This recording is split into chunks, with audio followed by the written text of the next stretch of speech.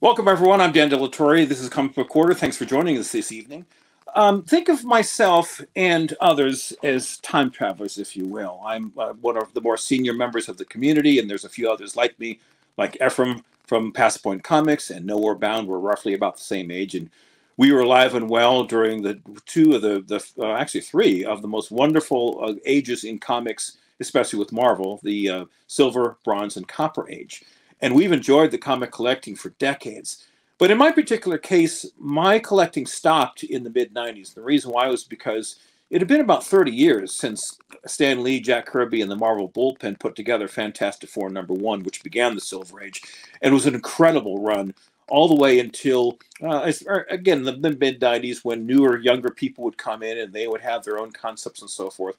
It wasn't the same, and I stopped collecting again in the mid '90s. I think the cover prices were about $1.50 or $1.75, so the comics were getting more expensive. I was losing interest and I just gave it all up. Now, in a way, history is repeating itself because the resurgence of my interest, like many of us, came with the Marvel Cinematic Universe, and unfortunately, there's an old saying that all good things must come to an end. And from the reports I'm hearing, they're not confirmed because there's a bit of back and forth regarding if this is going to be the end of the MCU as we know it. And that movie will be the grand finale, which will be Avengers: Secret Wars. And so Secret Wars will be due out in 2027, although there's no guarantee given the writer's strike and all the difficulties that Hollywood has gone through with that struggle. So that may or may not show up, but it'll be around that time. And so, but the theory is this, is that what's going to happen is that all the characters from the MCU, the storyline itself, will basically come to a great end right at that movie. Now, they're leading up to it. They've still got a few other movies beforehand.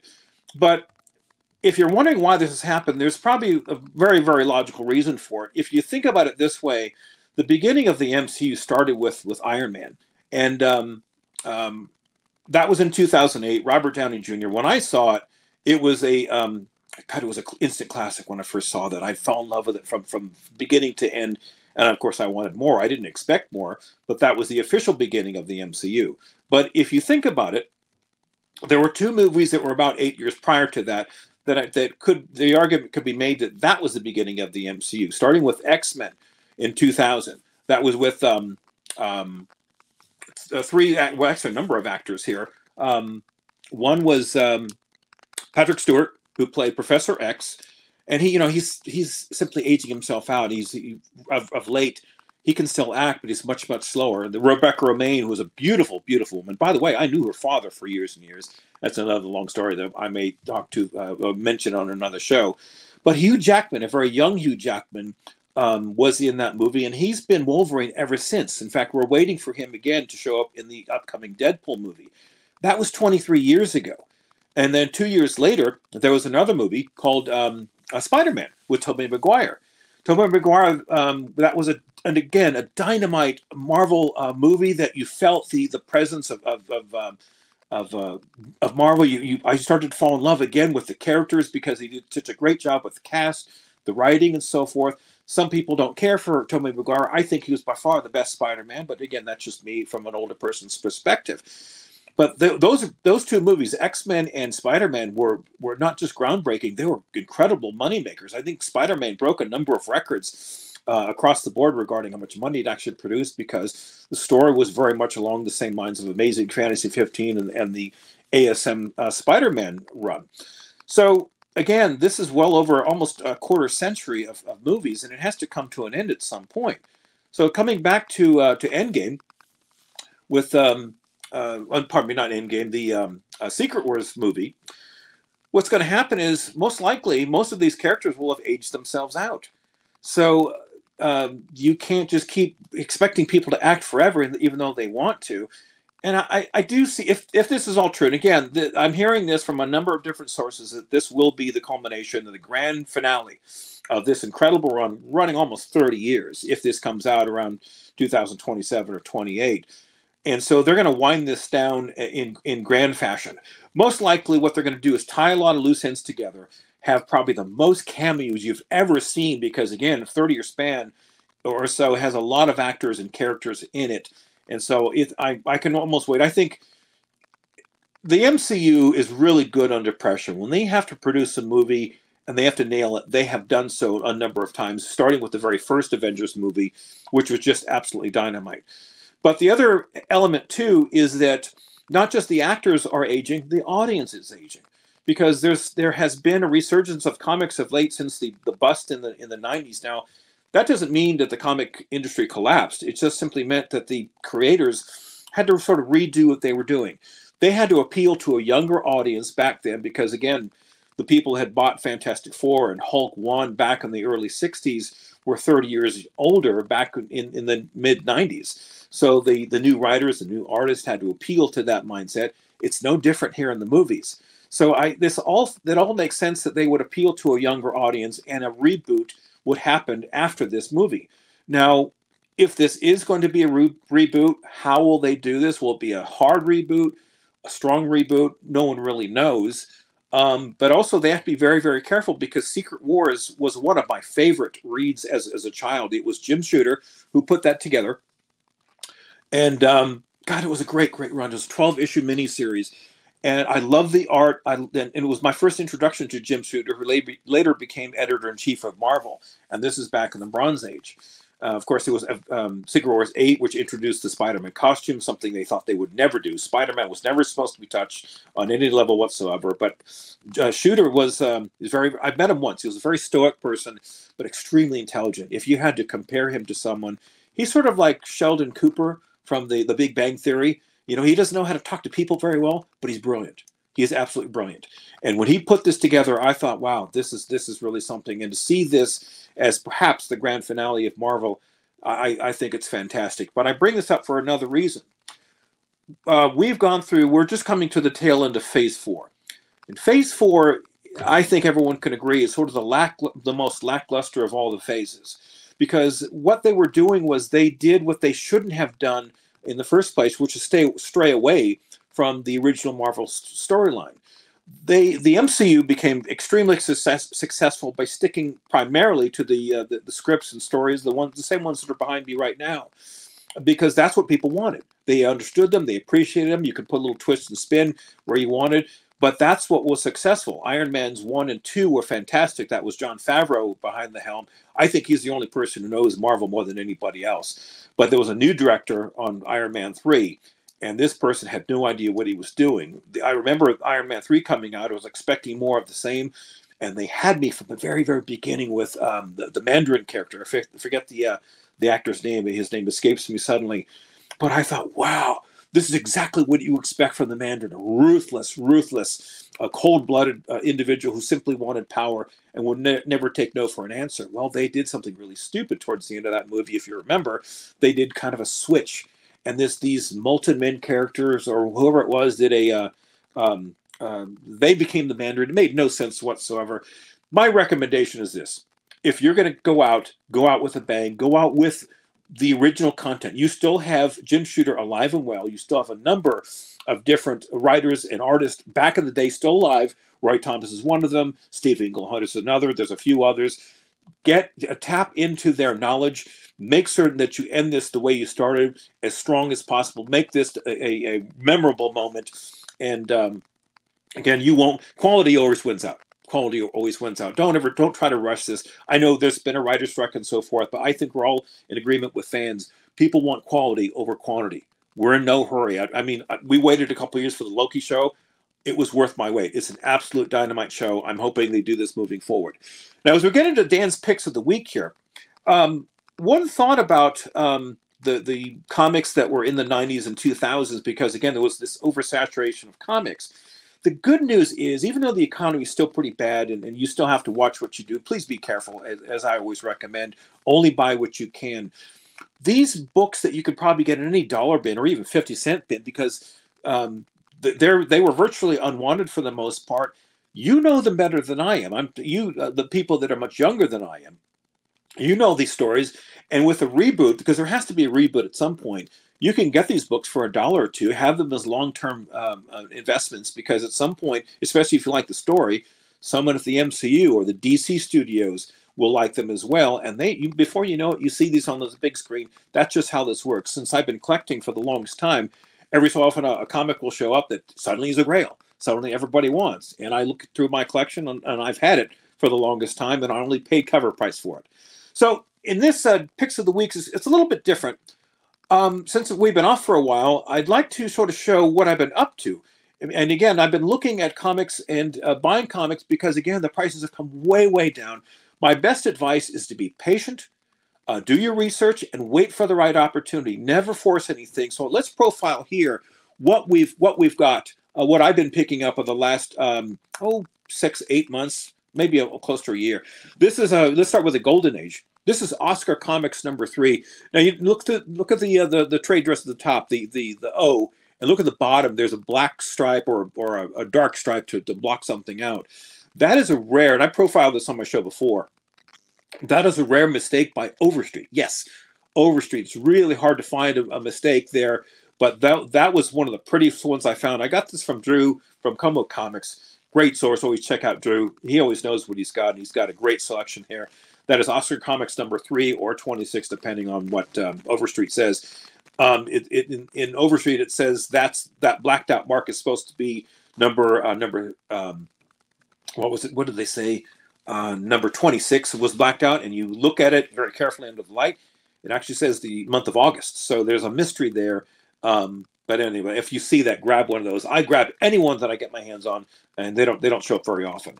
The next Golden Age issue I got was this one here, and it was excuse me. Oh, this one I'm stunned to have. This is a rare All Winners #21, and what this was, pardon me 1 second. There's only one of 100 of those that exist today. And that is a very, very low grade. It would be a 0.3. I'll be sending this off to EGS Comics for slabbing at some point. That's a facsimile cover, but the interior is an actual book from 1946. That is the second and last appearance of a team called the All Winner Squad. And it was the only team that Marvel ever came up with in the Golden Age. Now, this was actually on a Heritage auction. I didn't buy it from Heritage, but you go to Heritage, you sign up for free. And this sold for like $400 some odd a few years ago. I got this for about what was it, 200 or maybe 250. I mean, again, it's an unbelievably rare book, and there's some speculation I have that that might be the last Golden Age appearance of Captain America before he goes under the ice and reappears in Avengers 4 in, of course, 1964, the classic Jack Kirby Stan Lee story from the Avengers line. And the antagonist is the guy in the green cowl here, is a time traveler. It's also very possible he could be the very first Kang variant. We don't know. But it's an unbelievably rare find. But this is a great example of persistence and diligence and always looking at the market, saving your money when the opportunity shows up. Something of this caliber will show up at your door. Next one we have here is a different a Golden Age. Well, I guess it's a classic. It's not that well known. This is Captain Marvel Adventures #78 from 1948, or 1948 or 47. I got this for under $100, and look at the antagonist here. It's a character called Mr. Atom. Look how modern that character looks for the late 40s. And there were the mistake that some people make, myself included. The Golden Age only had two comic companies that were of note. There's actually a third one. This is Fawcett Comics. Their most famous and probably their only famous character was Captain Marvel. Back in the day, he was so popular, he was outselling Superman titles, which everyone was stunned because Superman was it. He was the iconic character of the Golden Age. But as I read through some of these, I've bought a few more. Again, from an experienced collector's perspective, the stories were a lot better than the Action Comic stories or the DC stories. So it's no wonder that they overtook the Action Comics and Superman series, so much so that DC sued them and literally took them over. That's a story for another day. That was kind of a convoluted thing to have happen. But I'm just stunned that I have that. That's such a cool character. That's only the first appearance that I have in my entire collection from Golden Age, Mr. Atom.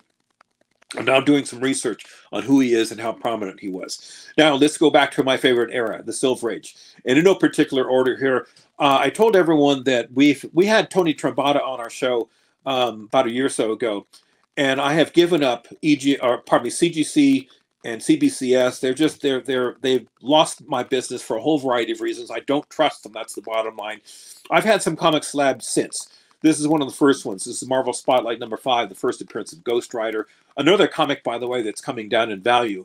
I would certainly get your hands on this. There has been a great explosion in horror interest. You see a lot of people in these YouTube comic community shows buying a lot of horror books. That is going to be one of the most, and should be one of the most prominent characters, the Ghost Rider. But look how beautiful that slab is, and the custom color label. It was really fun, and I can't thank Tony enough. I've got several more slabs on the way. They should be here very soon. But all my slabbing is going to EGS. The other one I wanted to profile today was this one, Avengers #3. And again, Tony's ratings of these were spot on. I agree with the rating. A 3.0 is correct. Now, Tony also does something different that you have to sort of get used to, because he does what I do. You sort of go with old school methods, which in this case is Overstreet. Overstreet's classification of its grading quality is very different than CGC or CBCS. They're a little stricter, and so you'll get some older books with light tan or tan pages, because that's what they were classified with back in the day. Tony uses that same methodology. So I have my Avengers 1, which I'll show later on, that has a tan label on as far as its cover. But look how beautiful that is. The blue complements the deep blue of the Avengers 3 book. So again, my highest recommendations to EGS and Tony Trombetta. Now some of the raw books that I got my hands on, and again, each of these was a deal. Oh, you know what?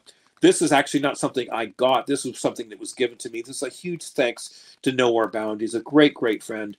On another show, excuse me, he won a quick little eBay gift card, and instead of just buying something for himself, he buys this from me, and I can't thank him enough.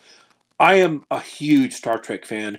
This is also a great recommendation. This is the first appearance of everybody. All the Star Trek saga starts right here. This is a lower grade, but again, it's in my collection, and these are just really underrated and just great. I'd probably, now I'm on the hunt to get issues 2 and all the other ones. Not everyone has photo covers on them, but they're fun copies to have and very undervalued and underappreciated. Next, we have this one here. As I said, the economy is favoring. If there's a silver lining to this bad economy, it's if you are a buyer and if you have the means, this is a great time to start picking up grails where you can find them. I got this at an LCS here in the Bay Area. Now, if you have a brick and mortar store, you have to move content.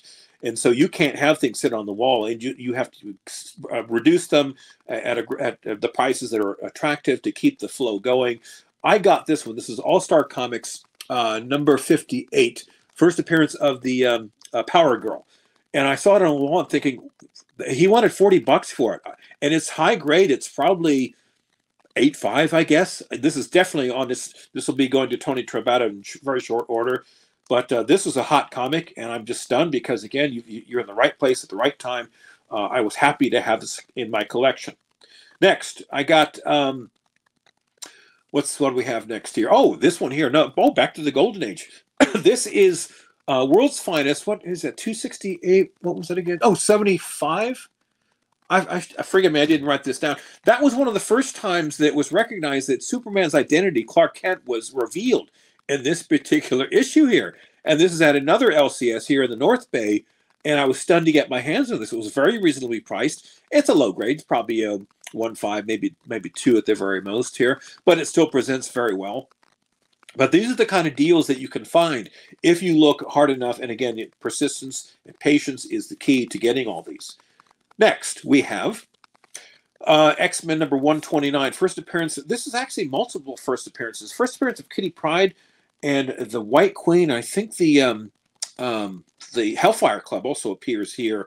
What I was doing, and I'm still doing, is restoring my Chris Claremont run from the X-Men. Should have done this a long time ago, because now with the Taylor Swift thing, X-Men 130 is $100 more than it should be. But I did get this one at the same LCS that I got the Superman book from, or the World's Finest book from. Very reasonable price, pretty high grade. It's not a 9.8 or anything. It's probably a 7 or 8, but still, it presents well, and it's in my collection, and for a very reasonable price. We got a few more here. Next, we have this one here, also from the same LCS. This one I got for next to nothing. I mean, the spec on this has taken a nosedive since the Wanda and Vision series came to an end. Although the Vision will come back. I think this is a great time if you can get what this is a pretty high grade actually. I also have Avengers 57, the first appearance of the Vision. Both of those comics are going to EGS, but this is a great time to get your hands on that one because again, he's going to be back. This White Vision will return in some form, and again, given with the Avengers Secret Wars movie coming up, I'm certain he'll be in there, if not somewhat sooner, because he's too powerful and potent of a character. Next, we have this is a shout out to Swalgahoss. He has some claim sales every so often. I picked up this one and never had this before. This is Fantastic Four number 18. That's the first appearance of the Super Skrull, and he is. I didn't realize it until reading the book how powerful. I mean, absolutely powerful that character was. He was far more powerful than Fantastic Four, and he was an absolutely ruthless villain. And I think he became a hero of late because they've changed the Skrull story. But that's a dynamite. Hey, look! Think of the Fantastic Four books, sort of like the ASM books are right now. Anything under 100 you want to get your hands on. With the Fantastic Four movie finally on its way, and if they do this correctly, and I think they will, I'm just going to speculate because that's one of those ones. That's one of those movies that the MCU has to nail, and if they don't, they're making a huge mistake, and it'll cost them a fortune. That's a great book to get. So, but I would get my hands on as many Fantastic Four books as possible. There's also a fun little cutout here. There's an Avengers 1 advertisement in that book. So that's just fun to see. You know how it was back in the days of the early '60s with Jack Kirby and Stan Lee in their heyday. Next one we have is there's the Avengers advertisement. If you excuse me are lucky enough to get a Fantastic Four 18, you get to see things like the Avengers 1 advertisement on sale now. And I have another book. I think the next issue I had was Fantastic Four 19, which is at EGS right now. An advertisement for Avengers 1. These are just great things to have. This is why you want to have the raw copies. And so you want to be extremely careful with them. But again, you preserve them. Again, my recommendations to EGS. Next on the list, we have, speaking of Fantastic Four, the first appearance of Black Bolt and the Inhumans, which, you know, I know the Inhumans show that came out a while ago was not that great, but you shouldn't knock the Inhumans themselves. This is a low grade. There's a little bit of goatee work by some child or whoever decided to experience or to do a little enhancement to Black Bolt. So I didn't pay that much for it, but look how vibrant the colors are. And again, the storyline is really, really going to come into prominence at some point. And again, with the FF on the way, there are so many stories related to the Fantastic Four. You can't go wrong. You simply can't go wrong. I didn't pay that much for it, but again, it's off the list in my collection. Next, we have we already have the Avengers 3. I think we had this one here. I've been recommending this for a long time. This is Hulk number 122. It's a battle between the Thing and the Hulk. Anytime the Thing and Hulk ever fought each other, they were just dynamite reads. This is a raw copy. This is off to EGS for slabbing, and this would be a giveaway for another show. But anyway, these are really, really inexpensive. I didn't pay that much for them. This is probably, I don't know, a 6.5. You can see some spine ticks to the left bottom here, but it presents really well. And this is one of the ones, if you're low on a budget and you get this as your centerpiece, no one's going to complain about it. I think anyone would admire that book. You can get it for well under $100, maybe even $75 for a decent copy. I think I paid $80 for this one here. And again, I think it's a great price and a great read. Next, we have, let's go to DC, and this is the one that's been on my list for a while. This is the first appearance of Forever People.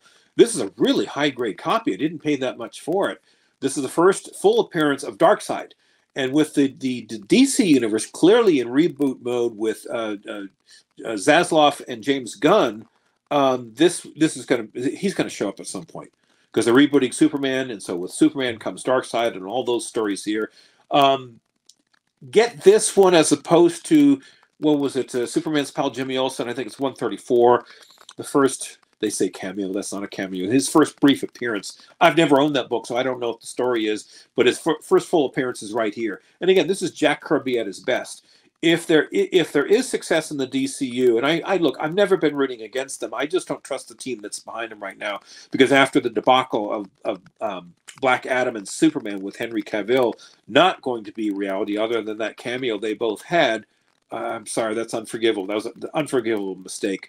But if they're smart, they would look into Jack Kirby when he worked for DC in the 70s, and that's probably the most famous one that he did. So get your hands on this while you can. Next, we have, next what we're going to do in the next episode. Let's continue on with this, because, again, there's been so many changes in the comic book world with both Marvel and DC. Don't knock out DC, because DC, by the time the end of the MCU shows up, DC may get going. I mean, I'm hoping for them to have great success, because they have such great, rich storyline, such wonderful characters. We just need a team to put this together like the MCU has, and so there's going to be a lot of things to look into. Not to mention the economy, how good or bad that's going to be, and what you can do to look for things on a budget, because that is always the wise and smart thing to do, to buy on a budget, save and preserve, and then sell at the right time. Everyone, thanks for joining. For the Ian Hoodrat Network, I'm Dan De La Torre, and this is Comic Book Corner.